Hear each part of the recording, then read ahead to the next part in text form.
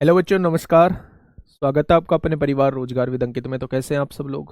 उम्मीद करता हूं कि आप सब लोग अच्छे होंगे, बेहतरीन होंगे, लाजवाब होंगे, एकदम बिंदास होंगे और साथ ही बहुत अच्छे से आप लोग अपनी पढ़ाई को कर रहे होंगे।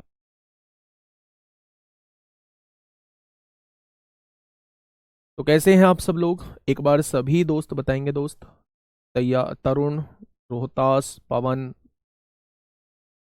अंकित, शैलेंद्र, अमन सिंह, रेनू, नीरज यादव, सूरज कुमार, विशाल राजपूत, मंजू, सीटू कुमार, प्रशांत दुबे, प्रियंका सागर, नगेंद्र, विशाल, के राजा राव, मनीष कुमार, रितेश कुमार, मुकेश कुमार, सभी को मेरा प्यार भरा नमस्कार। सभी को राधे राधे। सभी को दोस्त जय हिंद। आज हम लोगों की छठे नंबर की क्लास है। परसेंटेज के अंदर अपने आप में एक थोड़ा सा बड़ा टॉपिक होता है और फिर शुरुआत है। बहुत धीरे धीरे चीज़ें मुझे करानी पड़ रही हैं, इस वजह से जो क्लास है वो थोड़ी सी बढ़ रही है, यानी नंबर ऑफ क्लास जो है वो थोड़ी सी बढ़ रही है। तो उसमें कोई परेशान होने की ज़रूरत नहीं है। संडे भी हमारा है, सैटरडे भी हमारा है, तो दिक्कत नहीं लेनी है। मैं आपको एक छोटी सी बात बता दूं, चलो बीच में बताऊंगा, अभी बच्चों को जुड़ जाने दो। इसके बारे में बताने की कोई नीड नहीं है, टाइम टेबल के बारे में बताने की कोई आवश्यकता नहीं है। डायरेक्टली अब हम क्वेश्चन पे चलेंगे। एक बार मुझे क्वेश्चन बता दो कि भाई कहाँ तक क्वेश्चन हो चुके हैं। कल हम लोगों ने उस क्वेश्चंस पे बात की थी जब जब कुछ परसेंट वो किसी अन्य चीज पर खर्च कर देता है, कुछ परसेंट अन्य चीज पर खर्च कर देता है, बाद में सेविंग दी हुई होती थी, तो उस टाइप के क्वेश्चंस को कैसे करते थे। इनकम एक्सपेंडिचर सेविंग के क्वेश्चन हम लोग ऑलमोस्ट कर चुके हैं मेरे दोस्त। अब जो हम लोग खपत, कंजप्शन और प्राइस के भी क्वेश्चन हम लोग कर चुके थे। मैंने बताया था कि जो प्राइस का रेशो होगा उसी का उल्टा कंजप्शन का रेशो होगा, यानी जो मूल्य का अनुपात होगा उसी का उल्टा जो है वो खपत का अनुपात होगा। मैंने वहां पुराना मूल्य निकालना बताया था, नहीं नया मूल्य निकालना बताया था, पुरानी खपत निकालनी बताई थी, नई खपत निकालनी बताई थी। तो ये चारों क्वेश्चन जो है वो हम लोग कर चुके हैं। ओल्ड एंड न्यू प्राइस वाले भी क्वेश्चन कर चुके हैं। क्या ये क्वेश्चन मैंने आप लोगों को होमवर्क में, ये क्वेश्चन पे हम लोग अच्छे से बात कर चुके थे। अब जो हम लोग आगे बात करने वाले हैं मेरे दोस्त, वो बात करने वाले हैं, थोड़ा सा ध्यान से समझना मेरे दोस्त। क्वेश्चन नंबर 59, क्वेश्चन नंबर 59 पे बात करने वाले हैं। जब पहले कुछ चीजों को बढ़ाया जाता है, मतलब अलग अलग चेंज किया जाता है, पहले कुछ चीजों को बढ़ाया जाता है, फिर घटाया जाता है, फिर बढ़ाया जाता है, ऐसा कुछ चेंज किया जाता है, फाइनली वो पूछता है कि कितना चेंज हुआ। इन सारों को करने के बाद कितना चेंज हुआ वो आपसे ये पूछ रहा होता है। ठीक है, अब देखिए मेरी बात को थोड़ा सा ध्यान से सुनिएगा। एक संख्या में 25% की कमी की जाती है और 25% की वृद्धि की जाती है, तो उसमें हुई शुद्ध प्रतिशत वृद्धि या कमी ज्ञात करें। तो सबसे पहले ऐसे क्वेश्चन को हम लोग रेशो से करने की कोशिश करते हैं मेरे साथी। अगर मैं 25% की आप लोगों से फ्रैक्शन पूछता हूं तो आप कितनी बताएंगे? तो आप कहेंगे 25% की फ्रैक्शन होती है 1/4। पहले क्या की जाती है मेरे दोस्त? 25% की कमी की जाती है। कमी करने का मतलब है अगर शुरुआती वैल्यू 4 रही होगी तो एक कम करके वैल्यू कितनी बन गई होगी? तो आप कहेंगे कम करके 3 बन गई होगी। ठीक है, आगे कह रहा है फिर 25% की वृद्धि की जाती है। 25% वृद्धि का मतलब है शुरुआत में अगर वैल्यू 4 होगी तो एक बढ़ा के कितनी कर दी होगी? 5 कर दी होगी। उसने पूछा है भाई अब बताओ कि ओवरऑल बढ़ी तो कितनी बढ़ी? तो आपने कहा जी अगर शुरुआत में वैल्यू 16 रही होगी तो अब बढ़ के जो है घट के 15 रह गई होगी। 16 से घट के कितनी रह गई होगी? 15 रह गई होगी। तो मैंने पूछा भाई कितने की कमी आई? तो आपने कहा 1 की कमी आई। मैंने पूछा किससे कमी आई? तो आपने कहा 16 से कमी आई। तो 100 से कितना हो जाएगा? 4 से काटा 25 बार, 4 से काटा 4 बार, आप कहेंगे 4 छिंग 24 और 1 25 हो जाएगा। यानी कि अगर मैं पूछूं कि इन दोनों चेंजेस के बाद ओवरऑल कितने परसेंट की कमी आई, तो आप कहेंगे ओवरऑल रिजल्ट जो है वो 6 सही 1/4% कम हो गया। ठीक है बच्चे, ये था रेशो मेथड। ये क्या था? ये था रेशो मेथड। दूसरा मेथड होता है इसका, जिसे हम लोग रामबाण फॉर्मूला भी कहते हैं। क्या कहते हैं? जिसे हम लोग रामबाण फॉर्मूला भी कहते हैं। क्या कहते हैं मेरे दोस्त? आप कहेंगे रामबाण फॉर्मूला भी कहते हैं। कैसे निकालते हैं? इसका जो फॉर्मूला होता है वो x plus Y plus X Y बटे 100 होता है।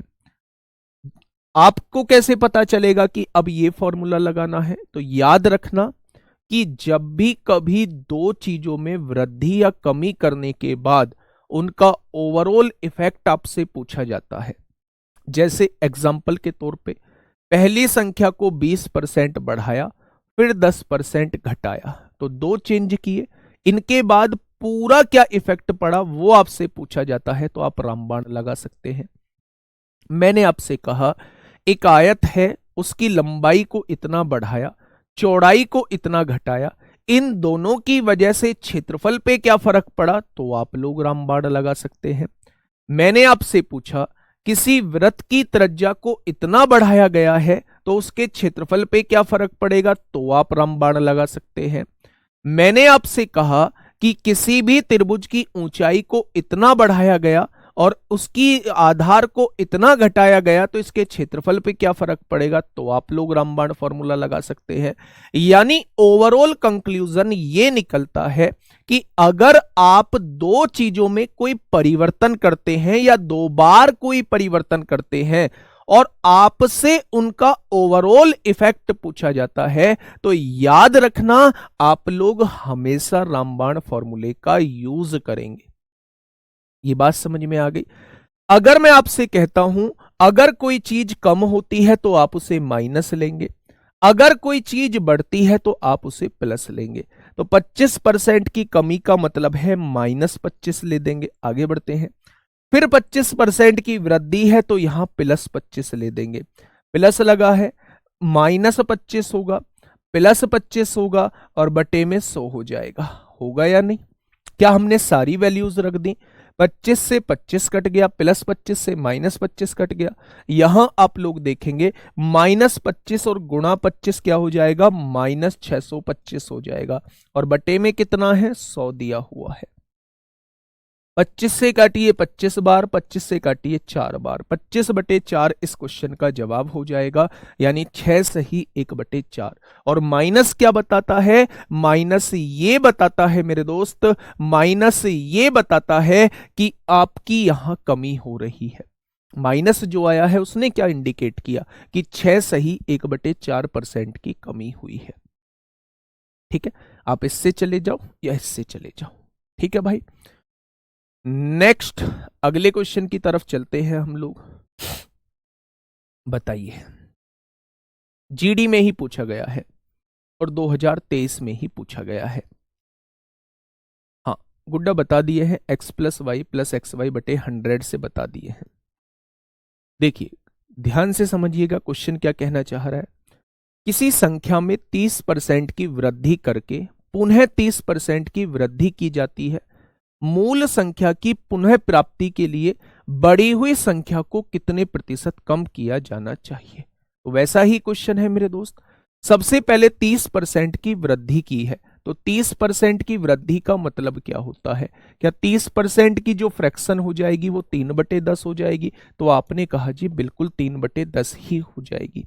ठीक है, अगर मैं आपसे कहूं कि पहले 30% की वृद्धि हुई है, तो वृद्धि का मतलब है अगर शुरुआत में 10 रही होगी तो 3 बढ़ के कितनी हो गई होगी, तो आप कहेंगे 13 हो गई होगी।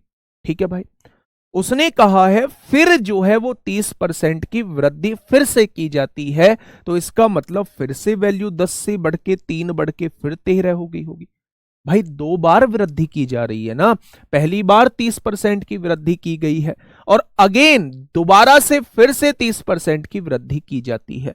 तो आप ये पाएंगे कि अगर शुरुआत में वैल्यू जो थी, अगर शुरुआत में वैल्यू 100 रही होगी तो बढ़ के कितनी हो गई होगी, 169 हो गई होगी। ठीक है भाई, 13 13 169 होते हैं। अगर वो आपसे ये पूछता कि ओवरऑल कितनी बढ़ी, तो आप कहते जी 69 बढ़ चुकी है। किससे बढ़ चुकी है? 100 से बढ़ चुकी है। और 100 से कितना हो जाएगी। तो आप कहते ओवरऑल जो वृद्धि आई है वो 69% की वृद्धि आई है। लेकिन मेरे दोस्त उसने ओवरऑल आपसे पूछा ही नहीं है। उसने कहा है अगर बढ़ी हुई वैल्यू को कितना परसेंट कम करूं, बढ़ी हुई वैल्यू को कितना परसेंट कम करूं कि वो अपनी पुरानी वैल्यू पे पहुंच जाए, वो अपनी मूल वैल्यू पे पहुंच जाए। तो आप कहोगे जी अब तो क्वेश्चन में लोचा हो गया। अब क्वेश्चन में लोचा हो गया। 169 को कितना कम करूं कि आपकी मूल वैल्यू पे पहुंच जाए। तो आप कहेंगे जी 69 कम करना पड़ेगा। किससे कम करना पड़ेगा? 169 से कम करना पड़ेगा। तो 100 से कितना हो जाएगा? भारी मात्रा में कैलकुलेशन यहां है, ऑप्शन भी बहुत नजदीक है, 40 है, 42 है, 38 है। अब मेरे दोस्त इस क्वेश्चन को हमें सॉल्व करना होगा। इस क्वेश्चन को मेरे दोस्त हमें सॉल्व करना होगा। अगर थोड़ी देर के लिए मैं इस 169 की जगह 170 मान लूं, ध्यान से सुनना, 169 की जगह 170 मान लेता हूं, तो क्या मैंने वैल्यू को बढ़ाया है? अगर वैल्यू को बढ़ाया है तो आंसर भी थोड़ा सा बढ़ाना होगा। ध्यान से सुनना, 0 से 0 कट गई, 690/17 हो जाएगा। काटा पीटी थोड़ी सी मचाइएगा, 17 चौका 68 होते हैं, नहीं कटेगा, एक बचेगा, नहीं कटेगा, 0 लगाइए, 17 पंजे 85, यानी 40.5 से तो ज्यादा ही आंसर होगा। लेकिन होगा थोड़ा सा ज्यादा, 40.5 से थोड़ा सा ज्यादा ये नहीं है, 40.5 से थोड़ा सा ज्यादा ये नहीं है, 40.5 से थोड़ा सा ज्यादा ये है। मैं इस ऑप्शन को भी नहीं कहूंगा। 40.5 से थोड़ा सा ज्यादा, तो 40.5 से थोड़ा सा ज्यादा 40.8 हो जाएगा। ये बात समझ में आ गई क्या? ऑप्शन नंबर सी इस क्वेश्चन का जवाब हो जाएगा। ठीक है, तो इस क्वेश्चन को कैसे जाएंगे? इस क्वेश्चन को मेरे दोस्त अप्रोक्सीमेशन से जाएंगे, अप्रोक्सीमेशन से जाएंगे मेरे साथी। इस क्वेश्चन को अप्रोक्सीमेशन से जाएंगे, है ना भाई? ये बात समझ में आ गई क्या? बहुत बढ़िया। ठीक है, देखिए मेरी बात को दोबारा से समझिए। पहले 30% की वृद्धि की गई है। 30% का मतलब क्या? 3/10 होता है। अगर शुरुआत में वैल्यू 10 रही होगी तो 3 बढ़ के कितनी होगी? 13 बन गई, बढ़ गई होगी। अब जो है फिर से 30% की वृद्धि की गई है, तो फिर से वैल्यू 10 से बढ़ के 3 बढ़ के 13 हो गई होगी। अगर मैं यहां देखूं, दोनों की गुणा करता हूं, तो ये शुरुआत वाली वैल्यू आपके पास आ जाएगी। अगर मैं यहां देखता हूं तो ये बढ़ी हुई वैल्यू आपके पास आ जाएगी। क्वेश्चन ने ये कहा है कि शुरुआत वाली वैल्यू पे आने के लिए हमें कितने परसेंट की कमी करनी होगी। तो बेटा हम तो यहां पहुंच चुके हैं, बढ़ी हुई वैल्यू तो यहां है, हमें यहां से यहां आना है, तो इसमें से कितना घटाना होगा? तो आप कहेंगे 69 घटाना होगा। भाई आप कहेंगे 169 से 100 आना है, कितना घटाना होगा? 69 घटाना होगा। किससे घटाना होगा? 169 से घटाना होगा। तो 100 से कितना? अब हमें क्या लगा, 169 से जो है वो डिवाइड करना थोड़ा सा मुश्किल होगा। मैंने उस 169 की जगह क्या लिख दिया? 170 लिख दिया। यानी वैल्यू क्या है? थोड़ी सी बढ़ा दी। अगर वैल्यू बढ़ा दी तो आंसर को भी थोड़ा सा बढ़ाना होगा। तो जब मैंने डिवाइड करके देखा तो 40.5 आंसर आया, लेकिन 40.5 से थोड़ा सा ज्यादा होगा, तो 40.5 से थोड़ा सा ज्यादा 40.82 हो जाएगा। ठीक है भाई, आगे बढ़े। चलिए नेक्स्ट क्वेश्चन आप लोगों की सेवा में हाजिर है। फटाफट मुझे बताइए क्या होगा इस क्वेश्चन का बिल्कुल सही जवाब? क्या हो जाएगा इसका बिल्कुल सही जवाब? रामबाण से भी हो जाएगा। 69% यहां आपकी वैल्यू निकल के आ जाएगी रामबाण से। 30 + 30 + 30 गुणा 30/100, 169 पर यहां आ जाएगा 69%। तो 69% की कमी करनी होगी। किससे? 169 से। तो 100 से कितना? वहां भी यही कैलकुलेशन बनेगी, लेकिन वहां 2 स्टेप बनाने पड़ेंगे। ठीक है, चलिए देखो, जो कह रहे हैं रामबाण, 30% की वृद्धि हुई, फिर से 30% की वृद्धि हुई, आप एक बात बताओ, मैं आपको मुश्किल क्यों समझाऊंगा? जो चीज आपके लिए आसान होगी मैं उसे ही तो समझाऊंगा। ओवरऑल 69% की वृद्धि हुई है। 69% की वृद्धि होने का मतलब है 100 से वैल्यू 169 हो गई होगी। यही तो मतलब है 69% का इंक्रीमेंट होना। उसने कहा है पुनः शुरुआत वाली मूल्य पर आना है हमें, तो 169 में से 69 घटाना होगा। किस में से? 169 में से, तभी तो 100 पे पहुंचोगे। तो 100 पर कितना, ये यहां से आएगा मेरे दोस्त।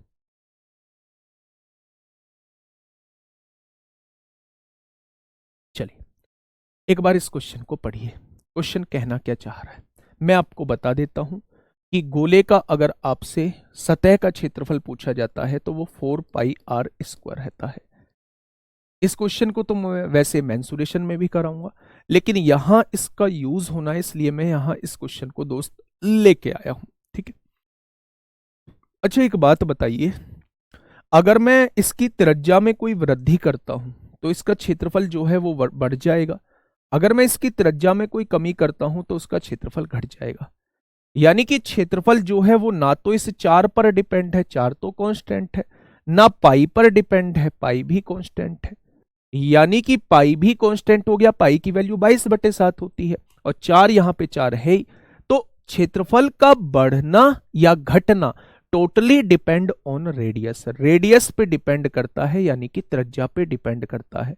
तो जिस चीज की जरूरत ही नहीं है, 4 की जरूरत नहीं है चेंज देखने के लिए, ना पाई की जरूरत है, तो उस चीज को आप लोग उड़ा दो। हमें जो वैल्यू निकालनी है वो r² की निकालनी है। ध्यान से समझना, उसने त्रिज्या को कहा है 25% कम हो जाती है, तो 25% कम होने का मतलब क्या है? 25% की फ्रैक्शन होती है 1/4। यानी कि अगर त्रिज्या पहले 4 रही होगी, अगर त्रिज्या पहले 4 रही होगी, तो अब त्रिज्या 1 कम होके कितनी रह जाएगी? अब त्रिज्या 1 कम होके 3 रह जाएगी। यही 25% कम होने का मतलब है। आप लोग जानते हैं कि क्षेत्रफल होता है r², यानी कि इसका स्क्वायर करेंगे तो पहले क्षेत्रफल 16 आता, अब जो क्षेत्रफल आएगा, अब क्षेत्रफल 9 निकल के आएगा। भाई साहब अगर क्षेत्रफल की बात करते हो तो पहले क्षेत्रफल इसका स्क्वायर 16 निकल के आता, अब इसका स्क्वायर 9 निकल के आएगा। तो क्षेत्रफल में कितनी कमी आ गई? तो आप कहोगे 16 से 9 हो गया तो 7 की कमी आ गई। आई क्या 7 की कमी? 16 से 9 हो गया तो कितने की कमी आ गई? तो आप कहोगे एरिया में 7 की कमी आ गई। किससे कमी आ गई? 16 से कमी आ गई। तो 100 से कितना हो जाएगा? ये आपसे पूछना चाह रहा है। क्षेत्रफल में कितने परसेंट की कमी आई, एरिया में कितने परसेंट की कमी आई, वो आपसे ये पूछना चाह रहा है। तो यहां से दोस्त देखिए, 4 से काटोगे 25 बार कटेगा, 4 से काटोगे 4 बार कटेगा, यानी 175/4 हो जाएगा। और 4 चौक 16, 4 तिया 12, 4 सत्ते 28 और 4 पंजे 20, यानी उसके क्षेत्रफल में जो कमी आएगी वो 43.75% की आएगी।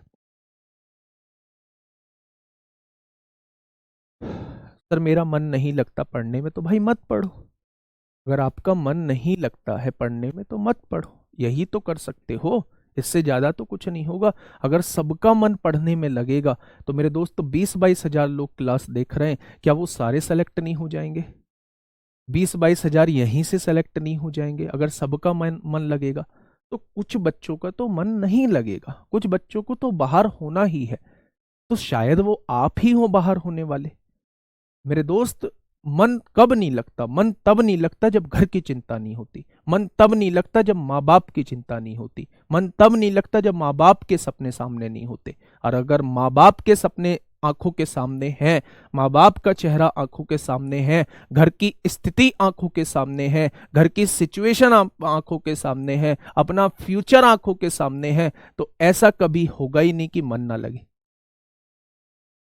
ठीक है, डिसाइड आपको करना है। मेरे पास ज़्यादा भाषण देने के लिए नहीं है कि मैं बहुत बड़ा मोटिवेशनल स्पीकर हूं, मैं बहुत सारी बातें बताऊंगा, कुछ भी नहीं। मोटिवेशनल आप खुद हैं, आपकी स्थिति मोटिवेशनल ला सकती है आपके अंदर। आपकी स्थिति डिसाइड करती है कि आपको किस तरफ जाना है। अगर आप स्थिति को देख के भी नहीं समझ पा रहे हैं तो दोस्त फिर आप इंसान कहलाने लायक नहीं है। क्वेश्चन नंबर 62 बताइए। क्वेश्चन नंबर 62 क्या कहना चाहता है? यदि किसी आयत की लंबाई 40% तक बढ़ा दी जाती है, आयत की लंबाई को कितना परसेंट बढ़ाया? तो आपने कहा 40% बढ़ाया। ठीक है भाई। चौड़ाई 20% घटा दी जाती है तो आयत का क्षेत्रफल x% बढ़ जाता है। तो उसने पूछा है क्षेत्रफल पर क्या फर्क पड़ेगा। मैंने आप लोगों से ये अभी मैं बता के आया हूं मेरे साथी कि जब भी दो चीजों में बदलाव देके ओवरऑल बदलाव आप लोगों से पूछा जाता है तो आप हमेशा रामबाण फॉर्मूले का यूज करिए। अगर चीजें आसान सी परसेंटेज के रूप में दी हुई हैं और अगर परसेंटेज के रूप में नहीं है तो फिर आप फ्रैक्शन से जाइए। परसेंटेज टेढ़ी मेढ़ी दी हुई है तो फिर आप फ्रैक्शन से जाइए। मैं दोनों तरीके से बता देता हूं। सबसे पहले लंबाई को 40% बढ़ाया, पॉजिटिव है, बढ़ी है तो पॉजिटिव लेंगे। चौड़ाई को 20% घटाया तो यहां नेगेटिव लेंगे। प्लस पॉजिटिव लेंगे 40 बढ़ी है, नेगेटिव लेंगे 20 घटी है, बटे में 100 हो जाएगा। ये आ जाएगा क्षेत्रफल में होने वाला परिवर्तन। क्षेत्रफल में होने वाला परिवर्तन, यहां से 2 जीरो से 2 जीरो कट जाएंगे। आप कहेंगे 40 में से 20 गया तो 20 बचेगा और 4 दूनी 8 माइनस का आएगा तो आप कहेंगे इसका क्षेत्रफल जो है वो 12% बढ़ जाएगा। बढ़ेगा क्यों? क्योंकि पॉजिटिव आया है। अगर यहां नेगेटिव आता तो क्या कहते? तो हम कहते भाई साहब ये घट रहा है। ठीक है। तो क्षेत्रफल में होने वाली वृद्धि जो होगी वो 12% की होगी।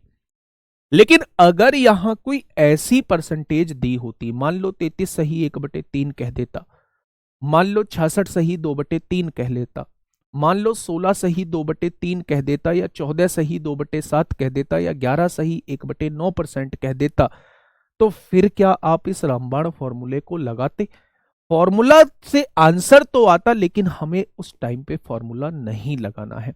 उस टाइम पे हमें रेशो मेथड से जाना है। कैसे? मैं इस क्वेश्चन को बताता हूं। 40% की फ्रैक्शन कितनी होती है? तो आप कहेंगे 2/5 होती है। और 20% की फ्रैक्शन कितनी होती है? तो आप कहेंगे वो 1/5 होती है। यही तो होती है दोनों की फ्रैक्शन। अगर मैं लंबाई और चौड़ाई के बारे में बात करता हूं, ये पहले की लंबाई है चौड़ाई है, ये अब की लंबाई चौड़ाई के बारे में बात कर रहा हूं। तो उसने 40% बढ़ाई है लंबाई, यानी लंबाई अगर पहले 5 थी तो 2 बढ़ा के कितनी कर दी है? 7 कर दी है। चौड़ाई को 20% घटाया है, पहले 5 थी तो 1 घटा के 4 कर दी है। यही तो कहा है। अगर मैं क्षेत्रफल की बात करता हूं, एरिया की बात करता हूं, एरिया क्या होगा? तो आप कहेंगे लंबाई गुणा चौड़ाई ही एरिया होता है। यानी कि 5 पंजे पहले 25 एरिया आता, अब जो है 7 चौक 28 एरिया आएगा। यही तो कहना चाह रहे हैं भाई। 25 से एरिया बढ़ के 28 हो गया। कितना बढ़ा? तो आपने कहा 3 बढ़ा। किससे बढ़ा? 25 से बढ़ा। तो 100 से कितना हो जाएगा? तो आप कहेंगे जी 12% की वृद्धि आ जाएगी। क्या आ जाएगी? तो आप कहेंगे 12% की वृद्धि आ जाएगी। फ्रैक्शन को हिंदी में भिन्न बोलते हैं। ठीक है। ठीक है भाई, बहुत बढ़िया। ये बात समझ में आ गई। तो चाहे आप लोग रामबाण, इसे हटा दो, कमेंट को हटा दो, तब मैं कहूं जब लगाना। चाहे आप लोग रामबाण फॉर्मूले से निकालो, चाहे आप लोग फ्रैक्शन से निकालो, आंसर आप लोगों का सेम ही आएगा। ठीक है। नेक्स्ट क्वेश्चन आप लोगों के सामने, फटाफट मुझे बताइए। रामबाण फॉर्मूले का यूटिलाइज करना आप लोगों को आ चुका होगा। अब बताइए मेरे दोस्त, ये पास फेल के क्वेश्चन है। आराम से क्वेश्चन को पढ़िएगा और जवाब दीजिए कि क्या होगा इस क्वेश्चन का साथी। बिल्कुल सही जवाब। क्वेश्चन ने कहा है एक कॉलेज में 2 कोर्स होते हैं। एमकॉम में 500 में से 450 छात्र पास हुए। ये एमकॉम है मेरे दोस्त। शायद ये क्वेश्चन तो मैं करा चुका हूं पहले। शायद ये क्वेश्चन मैं करा चुका हूं, जीडी वाले क्वेश्चन ये करा चुका हूं। हाँ हाँ, इस क्वेश्चन पे आइए 65 पे। वो क्वेश्चन हम लोग पहले कर चुके थे। ये जो क्वेश्चन था मेरे दोस्त, ये जो क्वेश्चन था ये मैं पहले आप लोगों को करा चुका हूं। बहुत मतलब इसका आंसर एग्जैक्टली मुझे याद नहीं है, पर ये क्वेश्चन मैं करा चुका हूं। अब नेक्स्ट क्वेश्चन की तरफ चल रहा हूं दोस्त। ये रहा आपके सामने अगला क्वेश्चन, फटाफट बताइए। शायद ये भी करा चुका हूं, एक बार कमेंट दिखाना। हाँ, इसे बताना ये भी हो चुका है क्या, क्वेश्चन नंबर 65।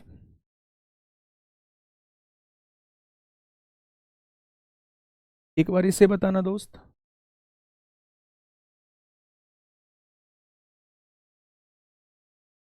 चलिए,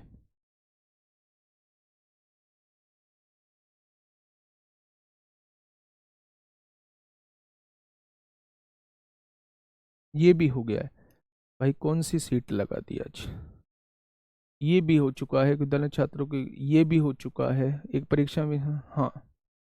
चलिए यहां से आइए मेरे दोस्त, एक हेडिंग डालिएगा आप लोग, वेन आरेख, वेन डायग्राम पे हम लोग बात करने वाले हैं थोड़ी सी। वेन आरेख ये रीजनिंग का टॉपिक भी होता है, लेकिन मैथ में जितना यूज होगा उतना हम लोग पढ़ रहे होंगे। वेन आरेख पे थोड़ा सा हम लोग बात करने वाले हैं। ध्यान से सुनिएगा दोस्त, वेन आरेख का कॉन्सेप्ट क्या होता है। हाँ सुनिएगा, वेन आरेख का कॉन्सेप्ट क्या होता है, पहले उस पर थोड़ी सी हम लोग बात कर लेते हैं मेरे साथी।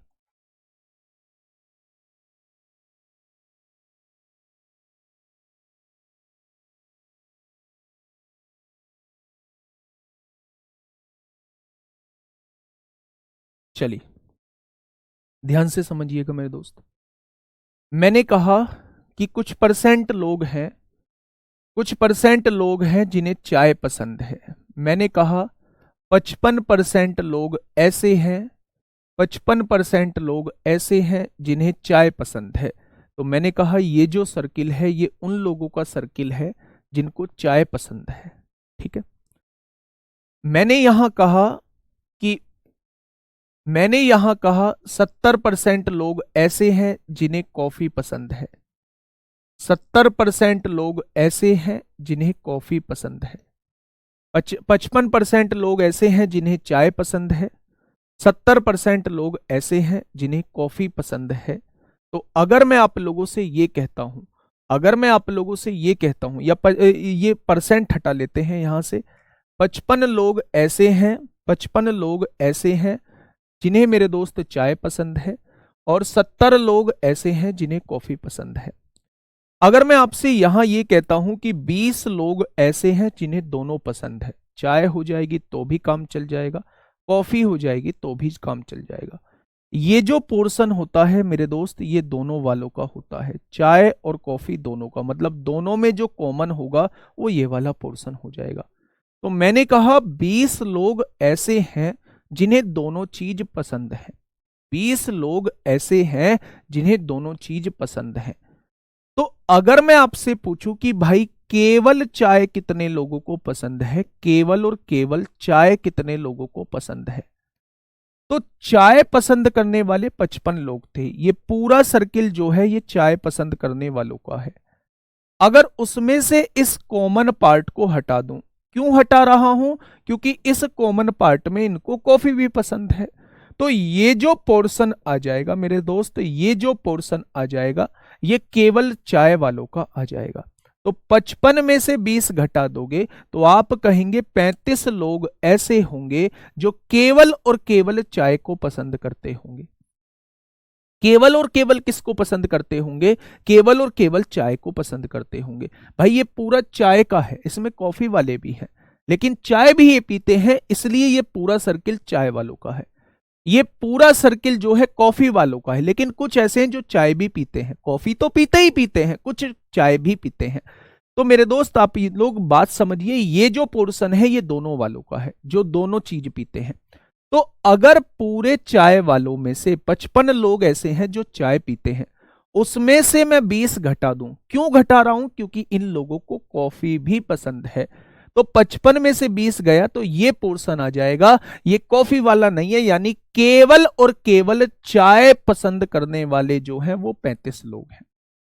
अगर मैं आप लोगों से यह कहूं कि केवल और केवल कॉफी पसंद करने वाले कितने लोग हैं, चाय का पोर्शन नहीं आना चाहिए, तो आप कहेंगे ये जो पोर्शन है केवल और केवल कॉफी पसंद करने वाले हैं। तो अगर पूरे 70 में से 20 को घटा दूं तो केवल कॉफी पसंद करने वाले लोग कितने आ जाएंगे? तो केवल कॉफी पसंद करने वाले लोगों की संख्या जो आ जाएगी वो 50 आ जाएगी। यानी यहां से सारा डाटा क्लियर हो चुका है। चाय पसंद करने वाले कितने लोग? तो पूरे सर्किल की वैल्यू 55 है। केवल चाय पसंद करने वाले कितने लोग? तो आप कहेंगे 35 है। कॉफी पसंद करने वाले कितने लोग? तो आप कहेंगे 70 है। केवल कॉफी पसंद करने वाले कितने लोग? तो आप कहेंगे 50 है। और दोनों पसंद करने वाले कितने लोग? चाय भी पसंद है, कॉफी भी पसंद है, तो आप कहेंगे ऐसे 20 लोग हैं। क्या ये बात समझ में आई? बहुत बढ़िया, बहुत शानदार, बहुत शानदार। अब आप एक चीज समझिए मेरे साथी, मैंने कहा हाँ ये वाला क्वेश्चन मैं आपके सामने लेके आया, 67 जो है वो मैं आपके सामने लेके आया। ध्यान से समझना, एक परीक्षा में 20% छात्र जो है वो अंग्रेजी में फेल हुए, 60% जो है वो गणित में फेल हुए और 15% जो है वो दोनों में फेल हुए। मेरी बात को गौर से सुनना, यहां भी फेल के बारे में दिया हुआ है, यहां भी फेल के बारे में दिया हुआ है और दोनों को मिला के भी फेल के बारे में दिया हुआ है। तो इस क्वेश्चन में तो कुछ अलग से झंझट करने की आवश्यकता ही नहीं है।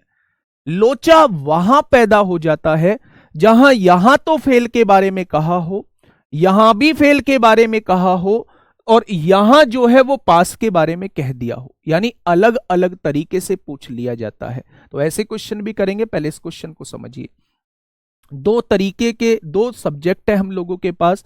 पहला सब्जेक्ट ये आ चुका है, दूसरा सब्जेक्ट जो है वो मेरे दोस्त ये आ चुका है। ये जो है ये इंग्लिश वाला सब्जेक्ट है। इंग्लिश में कितने फेल हुए हैं? अंग्रेजी में अनुत्तीर्ण हुए छात्र 60% है। अगर मैं आपसे पूछूं कि भैया गणित में कितने फेल हुए हैं, मैथ में होने वाले छात्र जो है फेल वो 15% मैथ में फेल है। नहीं, मैथ में जो है वो 60% है, अंग्रेजी में 20% है।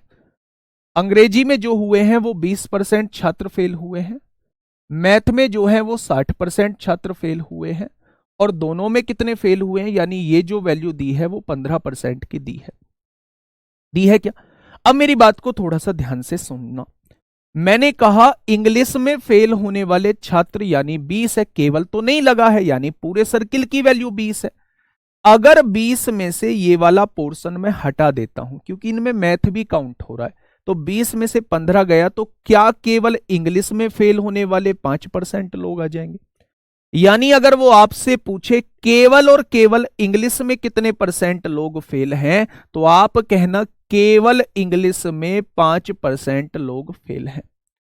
अगर मैं आपसे कहूं कि भाई ये पूरा सर्किल कितने का है, तो आप कहोगे ये तो मैथ का है, मैथ में कितने परसेंट लोग फेल हैं? 60% है। लेकिन 15% तो आपने इंग्लिश में भी काउंट किए हुए हैं, यानी ये इंग्लिश में भी फेल है।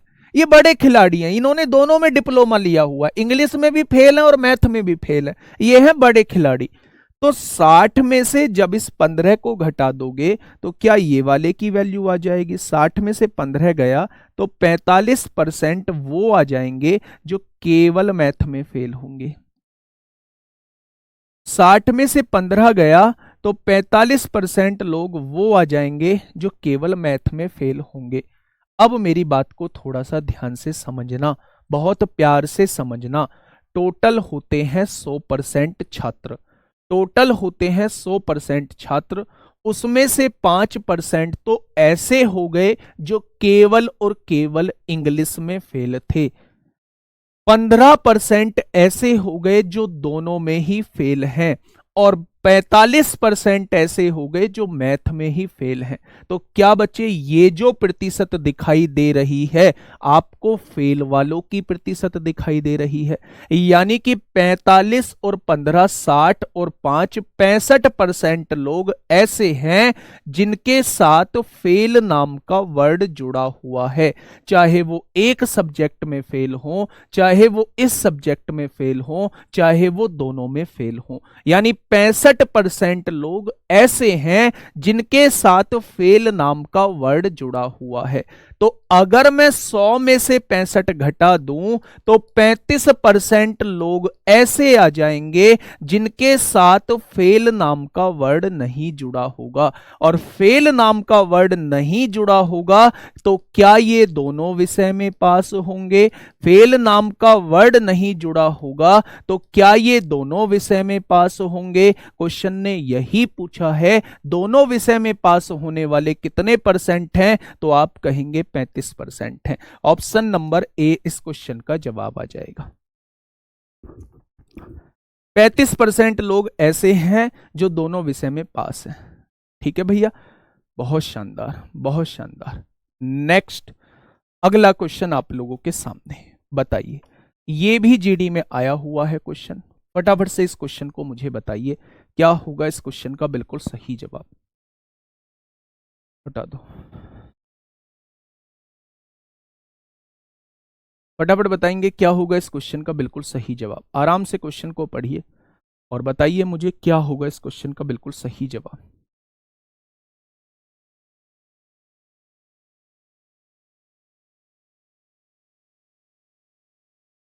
बच्चे यहां थोड़ा सा लोचा पैदा होगा, क्योंकि यहां जो है वहां आप लोगों को पास होने वाले दे दिए हैं, जबकि ये जो है आप लोगों को फेल होने वाले दे दिए हैं। तो आपसे कहा है 350 अभ्यर्थी दोनों विषय में पास हुए हैं, तो कितने अभ्यर्थी परीक्षा में बैठे, यानी वो टोटल अभ्यर्थियों की संख्या वो आपसे पूछना चाह रहा है। और मैं इस क्वेश्चन को कहूंगा ये क्वेश्चन जो है बहुत शानदार है। ये क्वेश्चन जो है बहुत शानदार है मेरे दोस्त, ध्यान से समझना। आज के बाद कोई दिक्कत नहीं आएगी, बस कमेंट पे ध्यान मत देना, इस क्वेश्चन पे थोड़ा सा ध्यान देना। सबसे पहले विषय कितने हैं? तो आप कहेंगे गणित और अंग्रेजी 2 विषय हैं। तो मैं दोस्त आप लोगों को क्लियर कर देता हूं, 2 विषय के आप लोग वैन आरेख बनाइए। पहला वैन आरेख ये बना चुके हैं। दूसरा वैन आरेख जो है वो आप ये बना चुके हैं। दूसरा वैन आरेख जो है वो आप ये बना चुके हैं। अब ध्यान से मेरी बात सुनना, बहुत प्यार से समझना, चीजें तो समझ में आएंगी और मैं समझाऊंगा भी बहुत अच्छे से। एक परीक्षा में गणित में 66% पास हुए। पास कितने हुए हैं? मैथ में कितने पास हुए हैं? मैथ में जो पास हुए हैं वो 66% पास हुए हैं। ये मैथ वाला सर्किल है। अंग्रेजी में कितने पास हुए हैं? इंग्लिश में जो हुए हैं वो 70% पास हुए हैं क्या? यदि 20% अभ्यर्थी दोनों विषय में फेल हो गए, दोनों विषय में फेल हो गए, दोनों विषय में फेल हो गए 20% अभ्यर्थी, तो 20% अभ्यर्थी दोनों विषय में फेल हो गए, यानी ये दोनों विषय में फेल हैं, तो 80% अभ्यर्थी कैसे होंगे? 80% अभ्यर्थी ऐसे होंगे जो दोनों विषय में तो फेल नहीं होंगे। एक में फेल हो सकते हैं लेकिन वो दोनों विषय में फेल नहीं होंगे। भाई 20% मैं आपसे कह रहा हूं, 20% लोग ऐसे हैं जो दोनों विषय में फेल हो गए। तो आप कहेंगे जी 20% दोनों विषय में फेल है ना, तो 80% दोनों विषय में फेल नहीं होंगे। 80% दोनों विषय में फेल नहीं होंगे, एक में हो सकते हैं, एक में भी नहीं हो सकते, लेकिन दोनों विषय में फेल नहीं होंगे। तो 80% के बारे में हमें बात करनी है। 20% तो फेल हो चुके हैं, उन्हें साइड कर दो। हमें 80% लोगों के बारे में बात करनी है। 80% लोग ऐसे होंगे जो दोनों विषय में तो फेल नहीं हुए होंगे। ठीक है भाई, यानी टोटल अब आप अपनी गिनती में काउंटिंग करके चलिए, 80% लोग हैं। अच्छा एक बात मुझे छोटी सी बताइए, मैथ में कितने हैं? तो आप कहेंगे 66% लोग हैं। इंग्लिश में कितने हैं? 70% लोग पास हैं। 70% लोग पास हैं। जब इन दोनों को आप लोग जोड़ते हैं तो टोटल 136% लोग आते हैं। टोटल 136% लोग आते हैं। लेकिन अगर मैं पास के बारे में पूछूं तो चाहे एक विषय में पास हो चाहे दोनों विषय में पास हो, ऐसे कितने परसेंट लोग हैं? तो आप कहेंगे ऐसे तो जी 80% लोग हैं। और यहां जुड़ के कितने आ रहे हैं ऐसे? आप कहेंगे यहां तो 136 आ रहे हैं। यानी कितने फालतू आ रहे हैं? तो आपने कहा जी 56% लोग फालतू आ रहे हैं। आ रहे हैं ना? बेटा यही वो छात्र होंगे जो एक विषय में, कम से कम एक विषय में तो पास होंगे, दोनों विषय में तो फेल नहीं है। अगर दोनों विषय में फेल नहीं है तो कम से कम एक विषय में तो पास होंगे। 80% लोगों के बारे में हमें चर्चा करनी है। लेकिन भाई साहब जब मैं इन दोनों परसेंटेज को जोड़ता हूं तो मेरे पास 136% आता है, यानी कि 56% ज्यादा आ रहा है। इसका मतलब 56% वो छात्र होंगे जो 2 बार काउंट हो चुके होंगे। 56% वो छात्र होंगे जो यहां भी काउंट हो चुके हैं, यहां भी काउंट हो चुके हैं, यानी 56% छात्र दोनों विषय में पास होंगे। 56% छात्र जो है वो दोनों विषय में पास हो जाएंगे। तो अगर इस दोनों विषय की वैल्यू निकालनी है तो मेरे दोस्त तरीका जो रहने वाला है वो ये रहने वाला है। 56% छात्र ऐसे होंगे जो दोनों विषय में पास हो जाएंगे। और उसने क्या कहा है, उसने कहा है 350 छात्र जो है वो दोनों विषय में पास होते हैं। तो 56% की वैल्यू 350 दी हुई है। तो 1% की वैल्यू कितनी हो जाएगी, तो आप कहेंगे 350/56 हो जाएगी। टोटल विद्यार्थी पूछा है तो वो आपसे 100% की वैल्यू पूछना चाह रहा है। दिखाओ कमेंट। 7 पंजे 35 होगा, 7 अट्ठे 56 होगा, 4 से काटेंगे 25 बार, 4 से काटेंगे 2 बार, 2 से काटेंगे 25 बार। आंसर जो है 625 आ जाएगा। आंसर जो है वो 625 आ जाएगा। दिखाओ comment. Option number D, option number D. इससे बेहतरीन नहीं दे पाता मैं आप लोगों को। इस क्वेश्चन को बिल्कुल ऐसे आप लोगों के दिमाग में डालने की कोशिश की है कि आप लोग इसे कभी भूल नहीं सकते। दोबारा से एक बार समझिए, टाइम लगेगा, लगे, परवाह नहीं है टाइम की दोस्त, लेकिन आपके दिमाग में आना चाहिए। संडे में क्लास ले लेंगे, कोई बहुत बड़ी चीज नहीं है ना। दोबारा से सुनिए, कमेंट बंद करिए। सबसे पहले अगर सीरियस हैं, नौकरी लेना चाहते हैं तो कमेंट नहीं आना चाहिए। दिमाग में डालने की जिम्मेदारी मेरी है, 100% दिमाग में डाल दूंगा, लेकिन कमेंट आपका नहीं आना चाहिए अगर वास्तव में नौकरी लेनी है। सुनिए, सबसे पहले तो आप लोगों की बृहस्पतिवार को क्लास नहीं होगी। बृहस्पतिवार का मतलब है परसों क्लास नहीं होगी, 14 तारीख में क्लास नहीं होगी। आप लोगों को बता दूं, क्योंकि बहुत सारे बच्चे जानते भी होंगे पिताजी की थोड़ी सी तबीयत खराब है, तो उन्हें हर 10वें दिन जो है वो हॉस्पिटल लेके जाना होता है। तो इस वजह से घर में और कोई नहीं है, छोटा भाई आर्मी में है, तो इस वजह से मैं मतलब बृहस्पतिवार की आपकी क्लास नहीं ले पाऊंगा। फिर उसके बाद 24 की क्लास नहीं ले पाऊंगा। कोशिश करूंगा कि संडे में भी आपकी क्लास लूँ। एक आध क्लास बीच में ऐसे छूटती है तो वो संडे में कवर हो जाएगी। तो आप लोगों के लिए बता देता हूं कि बृहस्पतिवार यानी परसों आप लोगों की क्लास नहीं होगी। इस क्वेश्चन को समझाने का काम करता हूं, ध्यान से सुनना। हाँ, एक परीक्षा में गणित में कितने % लोग पास हैं, तो आपने कहा गणित में 66% लोग पास हैं। तो आपकी बात समझ में आ गई, बहुत बढ़िया। अंग्रेजी में 70% लोग पास हैं। ठीक है भाई, यहां भी पास के बारे में लिखा हुआ है, यहां भी पास के बारे में लिखा हुआ है। यदि 20% अभ्यर्थी दोनों विषय में फेल हो गए, भाई साहब यहां पास के बारे में नहीं लिखा हुआ। अब छोटी सी बात कॉमन सेंस से सोचो, अगर 20% अभ्यर्थी, टोटल में से 20% अभ्यर्थी दोनों विषय में फेल हो गए, दोनों विषय में फेल हो गए, तो आपको यह बात क्लियर हो जानी चाहिए कि 80% तो कम से कम दोनों विषय में फेल नहीं होंगे। 80% तो दोनों विषय में फेल नहीं होंगे। जब 20% दोनों विषय में फेल हैं तो 80%, 100 में से 20 गया, 80% दोनों विषय में फेल नहीं होंगे। अगर वो दोनों विषय में फेल नहीं है तो वो कम से कम एक विषय में तो पास होंगे। ये बात आपको क्लियर हो जानी चाहिए। यानी मुझे जो बात करनी है वो केवल और केवल 80% वाले हिसाब किताब से बात करनी है। ठीक है, मैंने यहां देखा कि इसमें 66% है, इसमें 70% है जो पास के बारे में लिखा हुआ है। जब मैंने टोटल देखा तो मैं बोला यार 136% लोग आ रहे हैं टोटल जोड़ के, तो लेकिन आने तो चाहिए 80%, जिनके साथ कुछ ना कुछ पास नाम का जुड़ा हुआ है। मेरे पास 136% लोग आ रहे हैं, लेकिन आने कितने चाहिए? 80%। कितने परसेंट फालतू आ रहे हैं? 56%। 136 में से 80 गया, 56%। यानी उन 56% लोगों को मैंने 2 जगह काउंट कर लिया है। मैंने उन्हें मैथ में भी काउंट कर लिया, मैंने उन्हें इंग्लिश में भी काउंट कर लिया। वो 56% की वैल्यू जो है वो ये है। यानी मेरे हिसाब से 56% लोग ऐसे होंगे जो दोनों विषय में पास होंगे, दोनों सब्जेक्ट में पास होंगे। और उसने दोनों सब्जेक्ट में पास होने वाले संख्या 350 दी है।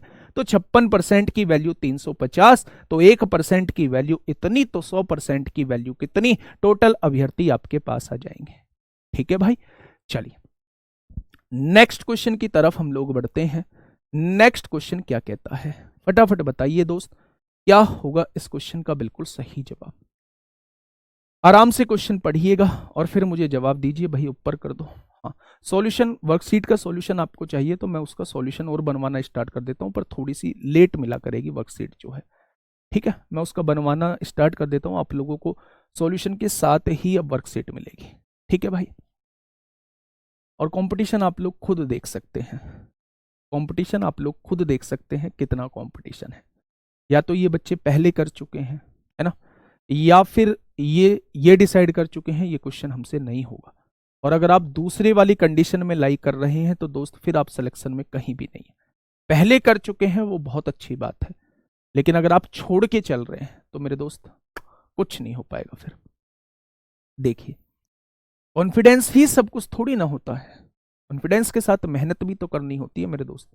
और मेहनत नहीं करेंगे तो कॉन्फिडेंस कितना ही मैं बढ़ा लूं आप लोगों को, कितना ही मैं आपको मतलब ऐसी ऐसी बात कर लूं जिससे आपके रोंगटे खड़े हो जाए, भाई सिलेक्शन उनसे नहीं होता।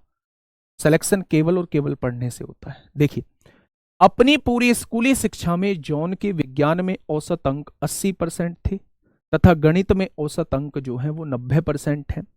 विज्ञान और गणित में उसके संयुक्त औसत अंक जो है वो 84% है। और विज्ञान में जॉन के कुल अंक जो है वो 54,000 है। तो जॉन के गणित में कुल अंक कितने हैं वो आप लोगों से ये पूछना चाह रहा है, वो आपसे ये पूछना चाह रहा है। दोनों के मिला के औसत अंक दिए हुए हैं, दोनों के मिला के, दोनों में कॉमन नहीं है, कभी इसे वेन डायग्राम से करने लगो, ये दोनों में कॉमन नहीं है, दोनों के मिला के आपसे औसत अंक दिए हुए हैं। तो वो आपसे जॉन के गणित में कुल अंक जानना चाह रहा है। मेरी बात को थोड़ा सा सुनना। एक चैप्टर होता है हम लोगों का मिक्सचर एंड एलिगेशन। मिक्सचर के नाम से आप लोगों को कंफर्म हो रहा होगा, अभी क्वेश्चन मत पढ़िए, मिक्सचर के नाम से आप लोगों को कंफर्म हो रहा होगा कि हम लोगों को कहीं ना कहीं दो से ज्यादा चीजों का मिश्रण करना है, तभी ये चैप्टर हमारे सामने आया होगा। तो जब बच्चे हम लोग एलिगेशन नाम के मेथड की बात कर रहे होते हैं तो हम लोग देखते हैं कि जहां भी आप लोगों के पास एक अलग चीज है, एक अलग आपके पास वस्तु दी हुई है, एक दूसरी वस्तु के बारे में आप लोगों को दिया हुआ है, यानी दो वस्तुओं के बारे में अलग अलग आप लोगों से बोला है, फिर जो है उन दोनों वस्तुओं को मिला के आप लोगों के बोला है, उन दोनों को मिलाने के बाद आप लोगों से बोला है, तो समझ जाना कि भाई यहां एलिगेशन लगना है। जैसे मेरे पास दो वस्तुएं हैं, पहली वस्तु को मैंने 15% के लाभ पर बेच दिया, दूसरी वस्तु को मैंने 18% की हानि पर बेच दिया, दोनों को मिला के मुझे 10% का लाभ हुआ। तो क्या दो अलग अलग वस्तुएं थी, दोनों के बारे में अलग अलग दिया हुआ था, फिर दोनों का कंबाइन दे दिया तो एलिगेशन लगा दूंगा। दूसरा एग्जाम्पल समझिए, मुझे कुछ दूरी तय करनी है, मैंने इतनी दूरी जो है इस चाल से तय की, शेष दूरी जो है वो इस चाल से तय की, और संपूर्ण यात्रा की जो चाल है वो ये है, तो क्या आप एलिगेशन लगा देंगे? ये वाली दूरी इस चाल से, ये वाली दूरी इस चाल से, और दोनों को मिला के संपूर्ण दूरी जो है वो इस चाल से, तो क्या आप चाल पर एलिगेशन लगा देंगे? बहुत शानदार। मैंने क्या कहा, मेरे पास एक और एग्जाम्पल समझिए, मैंने आप लोगों से कहा मेरे पास दो तरीके की दाल है, पहली दाल की कीमत ये है, दूसरी दाल की कीमत ये है, दोनों को मिला के जो दाल बनी होगी उसकी कीमत ये है, तो वहां पे भी आप लोग एलिगेशन लगा सकते हैं। यानी कुछ पॉइंट आपको एलिगेशन के क्लियर हुए होंगे कि एलिगेशन वहां लगता है जहां दो मात्राएं अलग अलग दी हुई हो, दो मात्राओं के बारे में अलग अलग कहा गया हो, दो वस्तुओं के बारे में अलग अलग कहा गया हो, और फिर उन दोनों को मिला के जो वस्तु तैयार हुई है उसके बारे में अलग से कहा गया हो। तो वहां एकदम से हम लोगों के दिमाग में सेट हो जाना चाहिए कि इस क्वेश्चन में दोस्त हम लोग एलिगेशन लगाने वाले हैं। इस क्वेश्चन को एक बार पढ़िए, मैं ये नहीं कह रहा कि इस क्वेश्चन को आप कर देंगे, लेकिन इस क्वेश्चन को बस थोड़ा सा फील लीजिए कि क्या आप लोगों के दिमाग में ये बात आई कि मैं इस क्वेश्चन में एलिगेशन लगा सकता हूं। सुनना ध्यान से, अपनी पूरी स्कूली शिक्षा में जॉन के विज्ञान में औसत अंक जो है वो 80% है, एक विज्ञान नाम का सब्जेक्ट दिया हुआ है, साइंस नाम का सब्जेक्ट दिया हुआ है, उसमें औसत अंक जो है वो 80% आप लोगों को दिए हुए हैं। मैथ में औसत अंक जो है वो 90% दिए हैं। साइंस में 80 है, मैथ में 90 है। दोनों को मिला के संयुक्त, दोनों को मिला के कंबाइंड मार्क्स जो दिए हुए हैं वो 84% दिए हुए हैं। आपको यह समझ में आ गया कि भाई एलिगेशन लगना है। कैसे लगाना है देखिए ध्यान से। अगर मैं दो सब्जेक्ट की बात करता हूं, यहां साइंस की यहां मैथ की, तो साइंस में औसत अंक कितना है तो आप कहेंगे 80% है। अगर मैं मैथ में औसत अंक पूछता हूं तो आप कहेंगे 90% है। और दोनों का मिला के औसत अंक कितना है तो आप कहेंगे दोनों का मिला के औसत अंक जो है वो 84% है। क्या ये बात क्लियर हो चुकी है? अब यहां से जब आप लोग लगाएंगे एलिगेशन, ज्यादा वाले में से कम वाला घटाइए 4 आएगा, 90 में से 84 घटाइए 60 आएगा। यानी कि ये किसके मार्क्स हो जाएंगे? ये जो है ये साइंस के मार्क्स हो जाएंगे, और ये जो मार्क्स हैं ये मैथ के मार्क्स हो जाएंगे। उसने कहा है भाई साहब विज्ञान में जॉन के कुल अंक 54,000 हैं। विज्ञान के अंक जो है वो 54,000 दिए हुए हैं। कितने दिए हुए हैं? 54,000 दिए हुए हैं। तो एक की वैल्यू कितनी हो जाएगी? 18,000 हो जाएगी। तो उसने पूछा क्या है? जॉन के गणित में कुल अंक कितने हैं, यानी वो 2 पार्ट की वैल्यू पूछना चाह रहा है। वो 2 पार्ट की वैल्यू आपसे पूछना चाह रहा है, तो सवाल का जवाब कितना हो जाएगा? 36,000 इस क्वेश्चन का बिल्कुल सही जवाब हो जाएगा। दिखा ना भाई, 36,000 इस क्वेश्चन का बिल्कुल सही जवाब हो जाएगा। पता नहीं आप किस हिसाब से 90,000 बता रहे थे, मुझे नहीं पता, लेकिन इस क्वेश्चन का जो जवाब है वो 36,000 हो जाएगा। अब ये मत कहने लगना, ये मत कहने लगना कि मेरे दोस्त एलिगेशन से कोई दूसरा मेथड बताओ। एलिगेशन बनाया ही इसलिए है कि दूसरे चैप्टरों के क्वेश्चंस को छोटा करता है। एलिगेशन अगर कहीं लग रहा है तो एलिगेशन से बेस्ट मेथड इसका दूसरा हो ही नहीं सकता। अगर किसी क्वेश्चन में एलिगेशन लगता है तो आप लगाइए, एलिगेशन पे पकड़ बनाइए। ये वो मेथड होता है जो दूसरे चैप्टर्स के मेथड को छोटा करने का काम कर रहा होता है। आपने देखा कि एक तरफ जब आपको दिखी, हाँ मुझे पता था कि ये ऐसे कमेंट आएंगे, सर समझ नहीं आया, वो नहीं आया। भाई इससे ज्यादा बेसिक से मैं समझा भी नहीं सकता हूं, बहुत बेसिक से समझा रहा हूं। मैंने आप लोगों से यह कहा कि 2 सब्जेक्ट आपके पास हैं। पहला सब्जेक्ट ये है, पहला सब्जेक्ट साइंस है, दूसरा सब्जेक्ट मैथ है। साइंस में जो औसत अंक आए वो 80% आए, गणित में जो औसत परसेंट आए वो 90% आए। दोनों को मिला के जब आपको दिया हुआ हो तो समझ जाना कि आपको वहां एलिगेशन लगाना है। तो दोनों को मिला के 84% नंबर आए हैं। तो 84 में से कम वाले में, ज्यादा वाले में से कम वाला घटाना है। 84 में से 80 जाएगा तो 4 बचेगा, और यहां 90 में से 84 जाएगा तो 6 बचेगा। ठीक है भाई। तो अगर यहां रेशो देखोगे तो वो 3-2 आएगा, यानी 3 की वैल्यू साइंस में जो अंक है वो 54,000 दिए हुए हैं, तो मैथ के अंक पूछा है तो 36,000 हो जाएंगे। ठीक है भाई। नेक्स्ट क्वेश्चन फटाफट मुझे बताइए, फटाफट मुझे बताइए। ये चीज एलिगेशन में भी कराऊंगा आप लोगों को, कर दो ऊपर। देखिए दोस्त, बात को समझना थोड़ा। एक कक्षा में 100 विद्यार्थी हैं।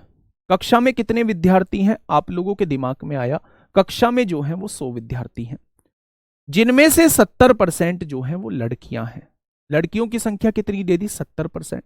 तो लड़के कितने हो जाएंगे? 30%। ठीक है भाई। एक परीक्षा में लड़कियों का औसत स्कोर जो है वो लड़कों की तुलना में 20% ज्यादा है। कितना है? 20% ज्यादा है। यदि सभी विद्यार्थियों का औसत स्कोर 57 है तो लड़कों का औसत स्कोर कितना होगा? मेरे दोस्त मैं 2 मेथड बताऊंगा, एलिगेशन से भी इस क्वेश्चन को कराऊंगा और एक सिंपल मेथड से भी इस क्वेश्चन को कराऊंगा। थोड़ा सा दिमाग पे जोर डालना। टोटल है मेरे दोस्त 100 विद्यार्थी हैं, और आप लोगों से कहा है कि जिनमें से 70% लड़कियां हैं। तो अगर मैं 70% लड़कियों के बारे में पूछूं कि 100 का 70% 70 आएगा, लड़कियों की संख्या 70 हो जाएगी, और लड़कों की संख्या 100 में से 70 जाएगा तो 30 जो है वो लड़कों की संख्या आ जाएगी। आएगी या नहीं? आगे बढ़ते हैं। एक परीक्षा में लड़कियों का औसत स्कोर लड़कों की तुलना में 20% अधिक है। तो 20% अधिक होने का मतलब क्या है? 20% अधिक होने का मतलब है 1/5। लड़कियों का औसत स्कोर जो है वो लड़कों की तुलना में 20% अधिक है। यानी लड़कों का औसत स्कोर अगर 5 है तो लड़कियों का 20% ज्यादा, यानी एक ज्यादा, तो क्या लड़कों का औसत स्कोर 6 हो जाएगा? तो आप कहेंगे जी बिल्कुल हो जाएगा इतना। ये बात समझ में आ गई।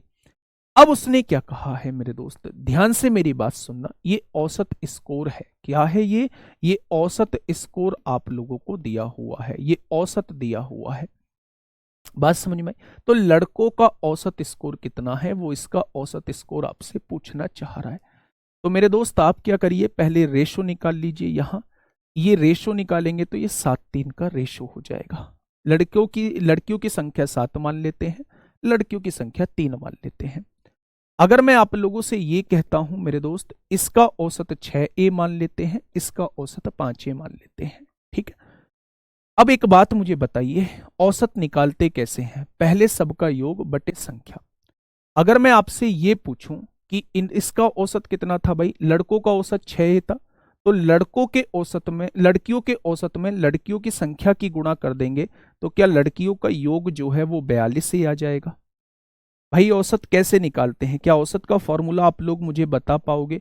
औसत का फॉर्मूला होता है योग बटे संख्या। जितनी भी संख्या दी हुई है उनका योग कर दो, जितनी संख्याएं उससे डिवाइड कर दोगे तो औसत निकल के आ जाएगा। तो अगर औसत की गुणा संख्या में कर दूंगा तो क्या योग निकल के आ जाएगा? बहुत सही। तो आपने क्या किया, आपने ये कहा कि औसत की गुणा संख्या में कर दो तो इन लड़कियों का योग निकल के आ जाएगा।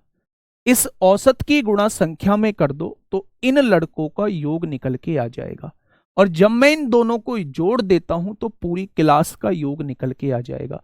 और पूरी क्लास के योग को पूरी क्लास के विद्यार्थियों से डिवाइड कर देता हूं तो पूरी क्लास का औसत आ जाएगा, जो कि 57 दिया हुआ है।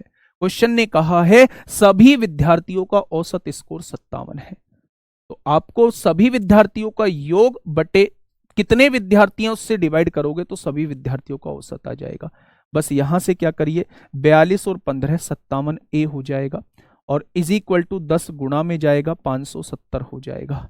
57 गुणा में है, इधर आके भाग में हो जाएगा। क्या ए की वैल्यू जो है वो 10 निकल के आ जाएगी?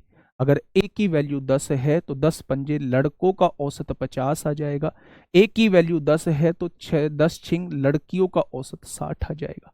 उसने लड़कों का औसत पूछा है तो आंसर कितना आ जाएगा? 50 आ जाएगा। दिखाना भाई, लड़कों का औसत कितना आ जाएगा? 50 आ जाएगा। ये बात समझ में आई?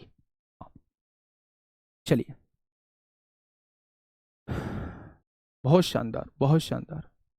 नहीं, अग्निवीर नहीं ज्वाइन किया है भाई को हो गए भाई 12 साल।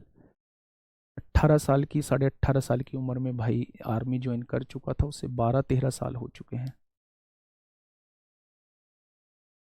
12 साल, हाँ 11-12 साल हो गए हैं, एग्जैक्टली नहीं पता, मतलब 10 साल के करीब से ऊपर हो गए। ठीक है, हाँ मैं बताता हूं मेरे दोस्त। सबसे पहले मेरी बात समझना, अगर मैं आपसे कहता हूं कि औसत क्या होता है, औसत होता है मेरे दोस्त, एलिगेशन से भी करा दूंगा, योग बटे जितनी संख्या है उससे डिवाइड कर देंगे तो औसत निकल के आ जाएगा। ठीक है भाई, अब कमेंट मत करो, मैं समझा दूंगा। मैं कहता हूं ना कि दिमाग में डालने का काम मेरा है। देखिए, उसने कहा है कक्षा में 100 विद्यार्थी हैं, जिनमें से 70% लड़कियां हैं। आप ये समझ गए 70% लड़कियां हैं तो 30% लड़के होंगे, दोनों का रेशो निकाल लिया। ये संख्या निकल के आ जाएगी। उस क्लास के अंदर 7 लड़कियां हैं, 3 लड़के हैं, आप लोगों ने निकाल लिया। ठीक है, उसने कहा है लड़कियों का औसत लड़कों के औसत से 20% ज्यादा है। 20% ज्यादा है तो 20% ज्यादा का मतलब क्या होता है मेरे दोस्त? 20% ज्यादा का मतलब क्या है? 1/5।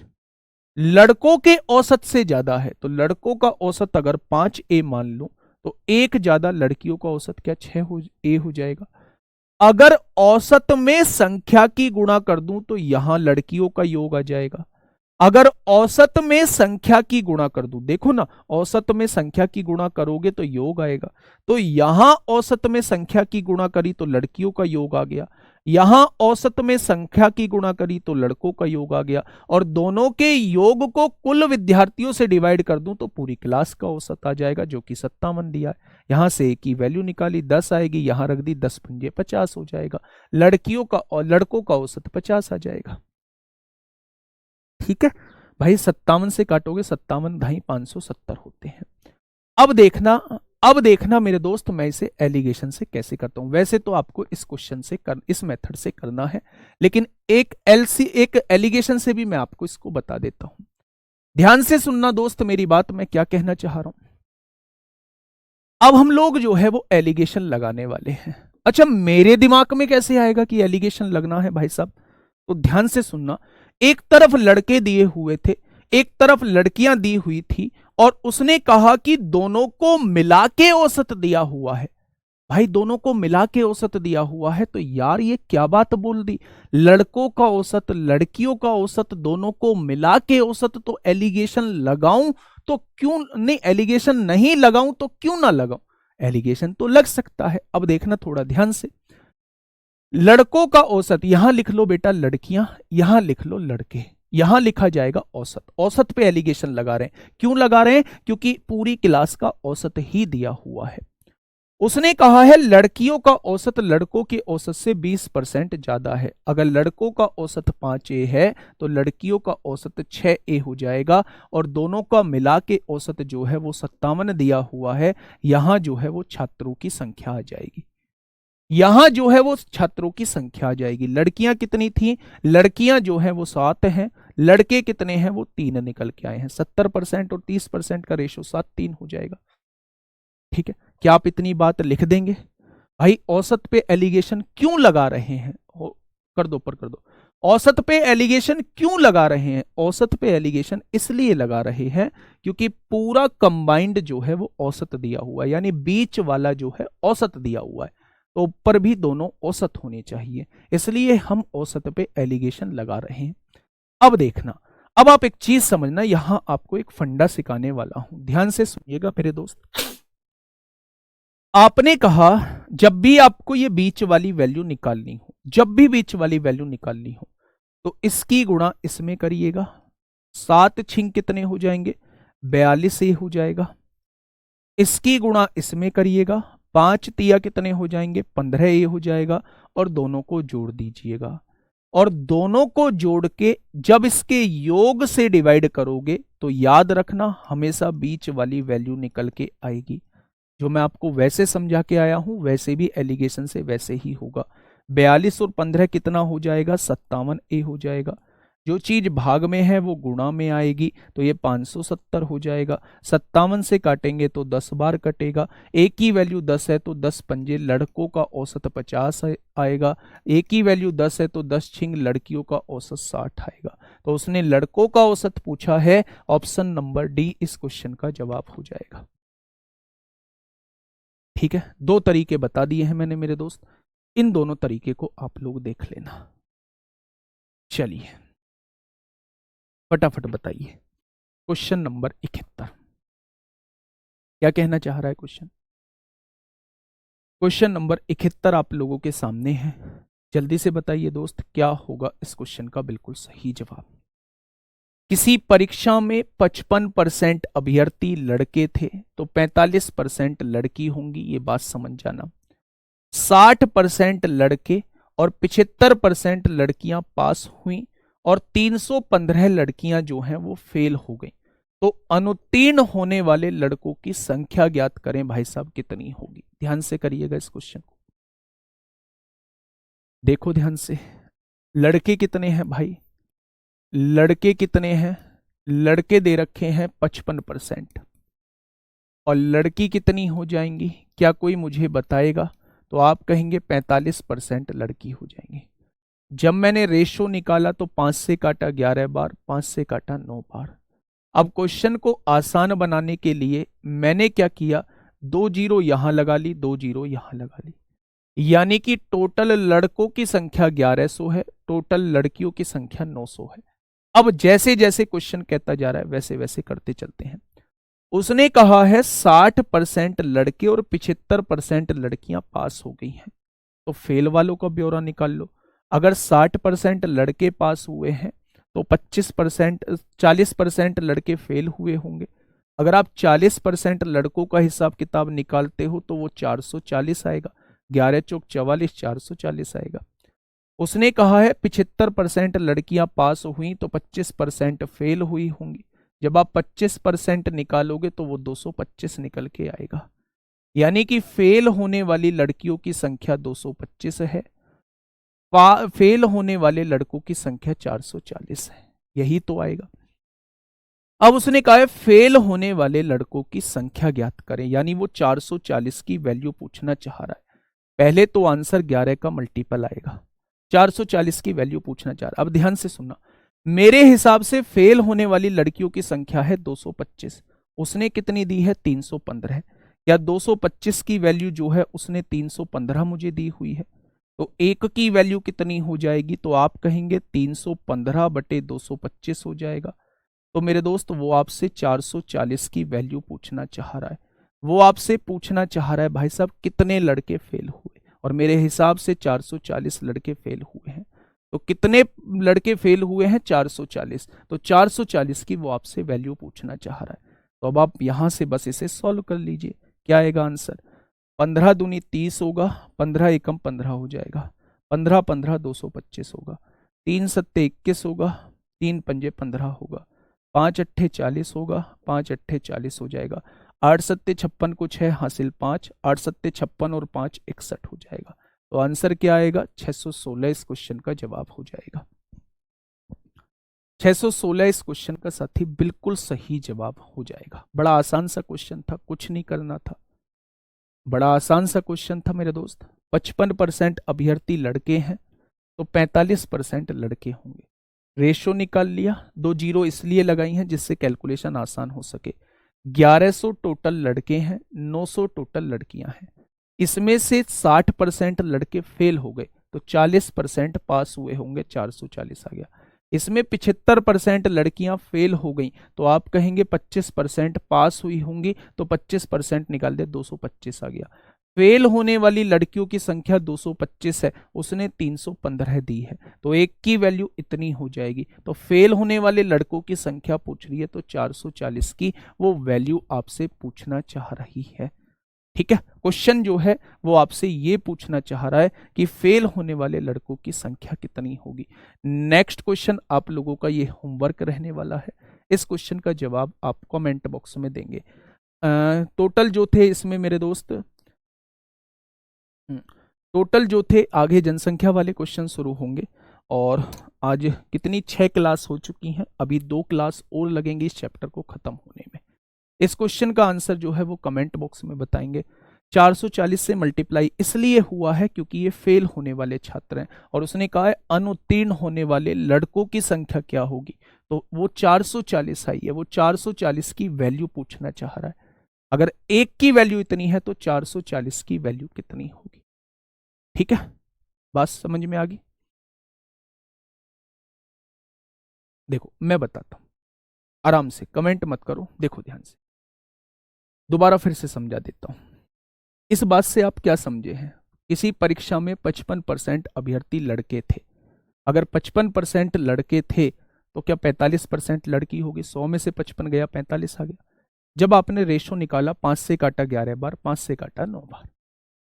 आपको इसको सॉल्व करना है, इसका आपको 40% निकालना है, क्योंकि 60% पास है तो 40% फेल होंगे। तो आपने कहा जी पॉइंट में वैल्यू आएंगी, तो आप रेशो ना बदले, आपने 2 जीरो यहां लगा दी, 2 जीरो यहां लगा दे। क्या अब भी रेशो 11:9 का है? आपने कहा जी बिल्कुल 11:9 का है। उसने कहा 60% लोग पास हो गए, लड़के पास हो गए, तो 40% फेल हुए होंगे। तो जब 1100 का 40% निकालोगे तो ये वैल्यू निकल के आई। उसने कहा 25%, 75% लड़कियां पास हो गई तो 25% फेल हुई होंगी। तो जब इसका 25% निकाला तो ये फेल वाली आ गई। मेरे हिसाब से फेल वाली 225 आ रही है, उसने 315 दी है, तो एक की वैल्यू 315 बटे 225 आएगी। तो उसने पूछा है फेल होने वाले लड़के कितने हैं, तो वो 440 की वैल्यू पूछना चाह रहा है। अगर वो टोटल छात्र पूछता तो फिर हम 2000 की वैल्यू निकाल रहे होते, 1100 900 2000, तो वो आप 2000 की वैल्यू निकाल रहे होते। ठीक है, तो इसमें फेल होने वाले लड़कों की संख्या पूछी है, इसलिए मैंने 440 की वैल्यू निकाली है। ठीक है मेरे साथी, आज के लिए इतना ही। मिलते हैं कल एक बेहतरीन क्लास के साथ। ध्यान रखिए अपना, मन लगा के पढ़ाई करिए, हर एक चीज समझ में आएगी, लेकिन मुझसे ज्यादा एफर्ट्स आपको लगाने होंगे। 2 महीने के समय में दोस्त आपको बहुत पढ़ना होगा, दिन रात एक करना होगा, हर एक चीज समझनी होगी। ठीक है भाई, क्वेश्चन ये है जो होमवर्क का क्वेश्चन है, आप लोग इसका कमेंट जरूर करना। मिलते हैं कल एक बेहतरीन क्लास के साथ। Okay, tata, bye bye.